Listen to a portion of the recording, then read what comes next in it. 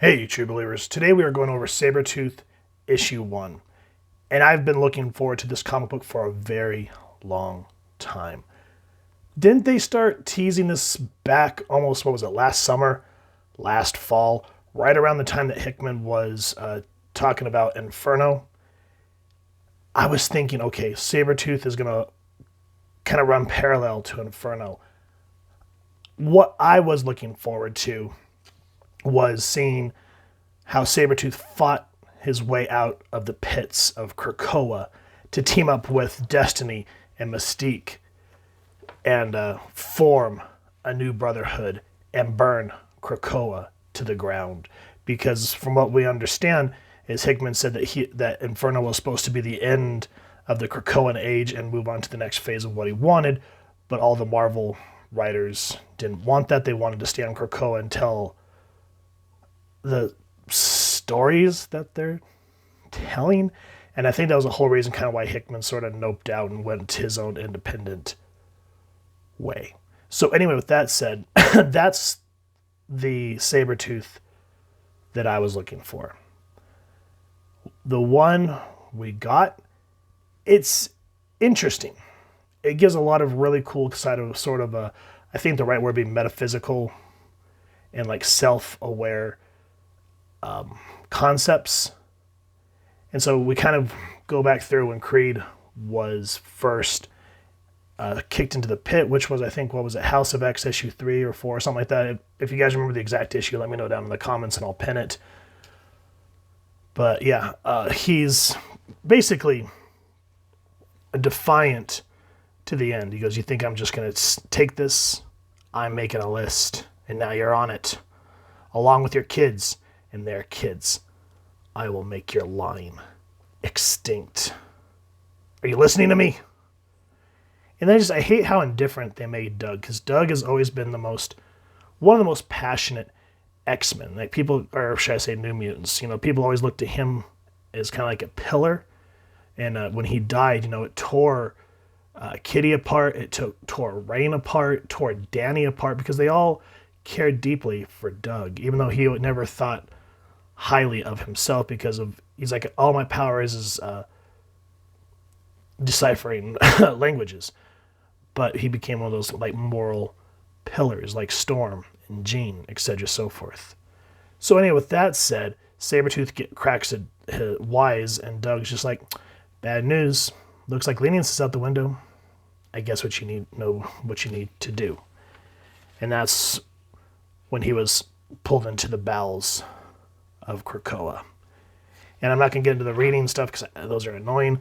Let's instead talk about who made this. This is Victor Lavelle doing the writing, which the one reason why I was really excited about Victor Lavelle doing this book is, from what I understand, I was watching an interview with him on Marvel's YouTube channel.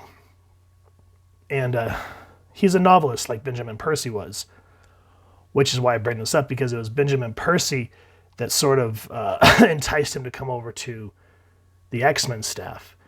And I like what Benjamin Percy has done. I like that, he has to kind of write and stay within the continuity of what the other X-Writers are doing, but still he tries to make the books feel, to the best of his ability, like X-Men, except for the last issue of X-Force I read, that was very out of character, and I don't know if that was his choice or if that was like Jordan White or whomever.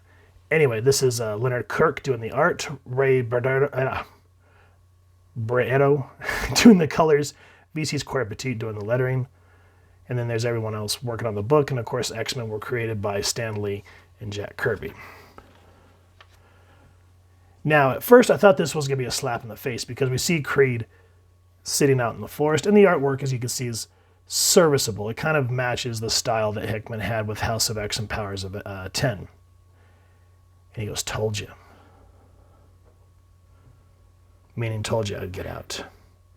And so we see him hunting, kind of like how Logan usually does out in the wilderness. And Creed throughout this book says, I know what I am. Not many people can say that. Most people tell fairy tales about themselves. Anything to avoid true knowledge of themselves. I've always known what I am. And I'm glad that, that the book doesn't shy away from the savagery that Sabretooth does. I mean, he rips the face off a frickin' bear. I kind of wish this was a little more intense. Like, in a perfect world, I would have asked like someone like Barry Windsor Smith to do this, to just kind of harken back to the Weapon X days. So that's why I said the artwork's fine, but I would have went a little more horror like that book was. And so we get into this big fight, and as I was mentioning in the teaser that I put up on social media, when I said this is kind of like a what if, is we get into this huge, nasty fight with the X-Men, and Cyclops saying, let's get him back before my coffee gets cold. And right here, you're just thinking, holy crap. He just killed off the X-Men, which it's Krakoa. As I've stated countless times reviewing these books, death doesn't matter, which sucks. Because back in the day, it used to always add some sort of emotional resonance. Again, go back and look at like the death of Cypher, Douglock, Ilyana Rasputin, etc., so forth. But this book, not so much. Now, I say all that to say this, as we're thinking, holy crap, this is violent. This is going to be awesome. We're going to see Creed tearing through Krakoa. And then we flip to sitting and talking. And it's very much a like NCIS, CSI, all the Alphabet show bits where Doug's saying, I need you to tell me how you got out. I represent the state. You can't, and then it all feels like a kick in the pants, because then he just says, you can't tell me how you escaped because you didn't escape. So right then and there, teasers, or no, I'm not saying teasers, spoilers if you've not read this book. Essentially, the book is trying to lead you to think, is Creed really out? Is he not? There's supposed to be kind of that question. But the way that it leans and the way that it ends, he's still trapped in Krakoa. And all this takes place in his mind. And, Creed just saying, don't get me wrong, there were good times. I caught up with some old acquaintances. So his first appearance was in the books, pages of Iron Fist. So we see him tearing Iron Fist apart, and I took down every mutt who ever dreamed they were top dog. Now, one thing that I will say that I appreciate about Lavelle is he comes to have this meeting with himself. He calls it the Feral Council. And he really does make it a point to go back through like the miniseries, like the first Sabretooth miniseries that showed how he was abused as a boy, the savagery of Sabretooth, the more thoughtful one that can actually think and be conniving.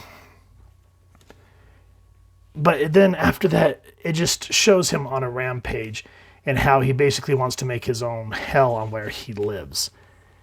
And again, the artwork, beautiful. But here, seeing this, instead of this being hypothetical or what if, as I said, taking place in Creed's mind, if they would have let this book run parallel to Krakoa and seeing Creed do this to that horrible island that the X-Men are stuck on, and just bringing that to the ground so that we can move to a new era of X-Men, it's all in the mind. But yeah, this would have been a great way to unsettle what Krakoa was. Sort of like how AVX sort of destroyed what Utopia was in San Francisco. The Avengers came in, everything got FUBAR'd. This would have been a great way instead of, again, hypothetical stuff. So Creed basically ends up with some lackeys, which I'm going to be honest, I'm not sure who a lot of these guys are. Madison Jeffrey, his name stands out to me, but the rest of them I'm not so sure about. So in a nutshell, that's kind of what Sabretooth issue 1 is Creed setting up basically his own hell that he rolls.